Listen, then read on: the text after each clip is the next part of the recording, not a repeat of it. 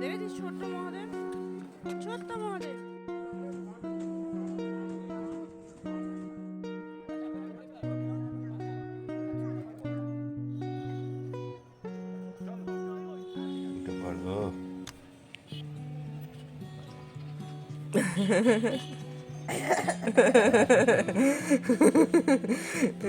Good morning Kupuli, good morning সোনা মা।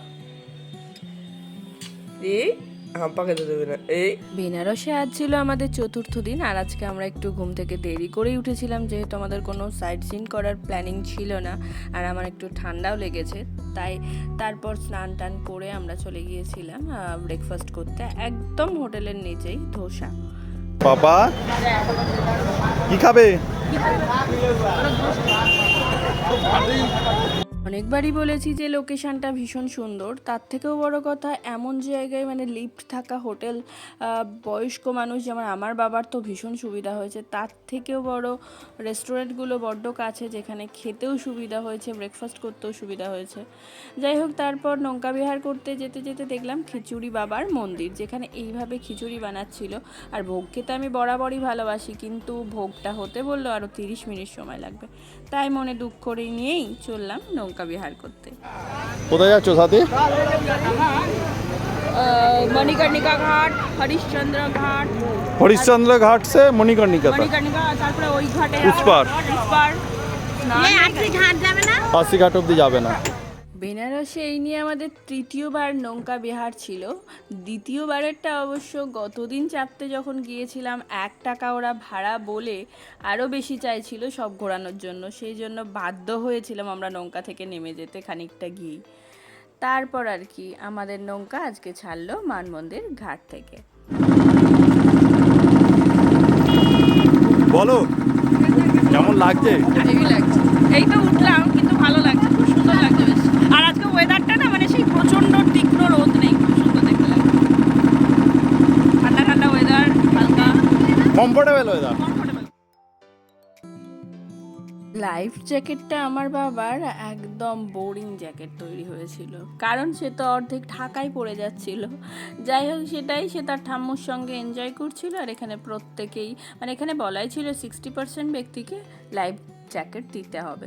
এরপরেই কাশী বিশ্বনাথের আর একটা গেট দর্শন করে আমরা পাশেই দেখতেই পাচ্ছ চারিদিকে থরে থরে কাঠ সাজানো আছে আর ধোঁয়া উঠছে। আশা করি বুঝতে পারছো এটা হলো মণিকর্ণিকা ঘাট, যেটা বেনারসের বিখ্যাত ঘাট, রাজা হরিশ্চন্দ্র ঘাটের মতো। আজকেই আমি যখন সেখানে একটা দেহকে পড়ে থাকতে দেখলাম, তখন আমার মনটা সত্যি খুব ভারাক্রান্ত হয়েছিল। আর এই যে দেখতে দেখতে আমরা এই পাশে এসে পৌঁছলাম। গঙ্গার এই ঘাটে স্নানটাকে অনেকে বলে পুণ্য, আবার অনেকে বলে নরক। এই বিতর্কে না গিয়ে বলি, ওই যে দিগন্ত বিস্তৃত এলাকাটা পড়ে আছে, মনে হচ্ছে না ওই পারে সমুদ্র, আর উটের উপস্থিতি তো তার যেন দোষর হয়েছে। আম্মু কি চেপেছো? হ্যাঁ, উট উট চলেছে মুখটি তুলে। আমার উঠে চাপার কোনোদিনই কোনো অভিজ্ঞতা নেই, কিন্তু ওদের এবারে যা অভিজ্ঞতা হয়েছে, এরপরে মনে হয় না ওরা 3 জনে আর কোনোদিন উঠে চাপবে। আমার বোনের কোমরে লেগেছে, আর আমার ছেলে বাঁচাও বাঁচাও করে এমন চিৎকার জুড়েছিল, তার পাপা তাকে নামাতে বাধ্য হয়েছে। দেখেছিস ছোট্ট মহাদেব, ছোট্ট মহাদেব।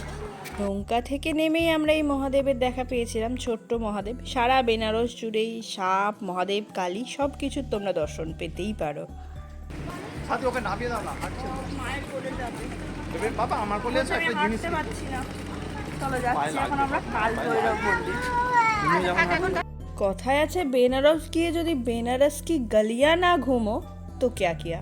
মতলব কি, আমরা আজকে বেনারসের গলি দিয়ে যাচ্ছি কাল ভৈরবের মন্দির।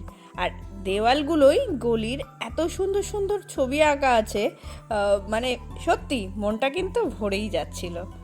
আর দেখতেই থাকো বেনারসের ঐতিহ্য, হাঁস, গঙ্গা, মন্দির এই নিয়ে। যাই হোক, দেখতে দেখতে আমরা পৌঁছলাম প্রায় 15 মিনিট হেঁটে কাল ভৈরবের মন্দির। এখানে ভিডিওগ্রাফি অ্যালাউ ছিল না, 1টার সময় মন্দির বন্ধ, 1:45 গিয়ে পৌঁছেছি। প্রচণ্ড ভিড় পেয়েছিলাম, তারপর আবার হাঁটতে হাঁটতে এসে ডাব খেয়ে বাবুইকে নিয়ে ফিরলাম হোটেলে। কালে না না এখন বাজে 3:38 আর রূপমরা গেছে, মানে আমরা একটু কাল ভৈরব মন্দির এবং নৌকা ভ্রমণ করে গেছিলাম, মানে আমরা ফিরে আমি বাবুইকে হোটেলেই খাইয়ে দিচ্ছিলাম, আমিও খাবার খেয়ে নিয়েছি, কিন্তু বাকিরা সবাই গেছে অন্নপূর্ণা মন্দিরে ভোগ খেতে। তারা এখনো পর্যন্ত এসে পৌঁছায়নি। আমার টুকটাক কেনাকাটা বাকি আছে, এখান থেকে 5টা 5:30টার মধ্যে আমরা বেরিয়ে যাব, চম্বলে বাড়ি ফিরবো। তো আমাদের মুঘলসরাই থেকে, মানে দীনদয়াল উপাধ্যায় থেকে ট্রেনটা আসে, তার জন্য আমাদের ঘন্টা 2 হাতে নিয়ে বেরোতে হবে, কারণ বেনারসের জ্যাম মানে ও মারাত্মক জ্যাম। এই যে মা অন্নপূর্ণার ভোগ সত্যি সবার নসিবে থাকে না, আমার হয়ে গেছে ভাগ্যে, মায়েরা নিয়ে এসেছে। মা তোমাদের কেমন খেতে লেগেছে? অমৃত কপালে আমার জুটে গেল, না গিয়েও আমার কপালে মা অন্নপূর্ণা জুটিয়ে দিল। তার সঙ্গে এদের তো চিন্তা মানে নিয়ে আসার একটা চেষ্টা আছে। চলো মামু, লাড্ডু খাবি মা অন্নপূর্ণার প্রসাদ? আয়, দইও দিয়েছে। আচ্ছা, লাড্ডু, হ্যাঁ। সাথে আজকে মার্কেটিং তো শেষ হয় না মেয়েদের, আবার মার্কেটিং। গতকাল রাতে মা বোনের সঙ্গে শপিং করেছি, আজকে শাশুড়ি মা সময় পেয়েছে, ননদ এবং আমরা এসেছি। আর এই যে শেষের যে একটা শাড়ি, এটা আমি এই যেই পরেছিল, এই শাড়িটা আমি নিয়েছিলাম। তারপর আর কি পুরো বেনারস আর শিবরাত্রি হোটেলকে টাটা করে আমরা বেরিয়ে পড়লাম। 4 হুইলার বুক করার পরেও আমরা পাইনি 4 হুইলার, যাই হোক সেটা বাদ দিলাম। তারপর 2টো অটো বুক করে প্রায় 1.5 ঘন্টার জার্নি করে প্রচণ্ড হাওয়া খেতে খেতে এসে পৌঁছলাম দীনদয়াল উপাধ্যায় জংশনে। ট্রেন রাইট টাইম ছিল, এখানে একটু বসে পড়েছিলাম, কারণ রূপম আর বাপি গেছিল খাবার আনতে। ওই এবেলায় খিচুড়ি বাবা, মানে ওবেলায় পাইনি বলে এবারে বজরংবলী সহায় হয়েছে। এবেলায় বজরংবলী খিচুড়ি পেয়েছি, খিচুড়ি খেতে শুরু করে একেই বলে বোধহয় মন থেকে চাইলে সব পাওয়া যায়। আন্ডা কারি, আন্ডা কারি, আন্ডা কারি। পনির চাউমিন আছে ভালো, কেউ টেস্ট করো না, আমি বলছি। সাথে টেস্ট করো। তুমি আমাদের রুটি বাইরে না ভালো, এটা ভালো। তুমি আমাদের পোড়া রুটি আমাদের একটু পোড়া আমাদের সঙ্গে ফিরছিল রূপমের একটা চাইল্ডহুড ফ্রেন্ড আর তার বউ। তো বউয়ের বাপের বাড়ি হলো বেনারসে, তো ও আমাদের জন্য 2 প্যাকেট মিষ্টি এনেছিল।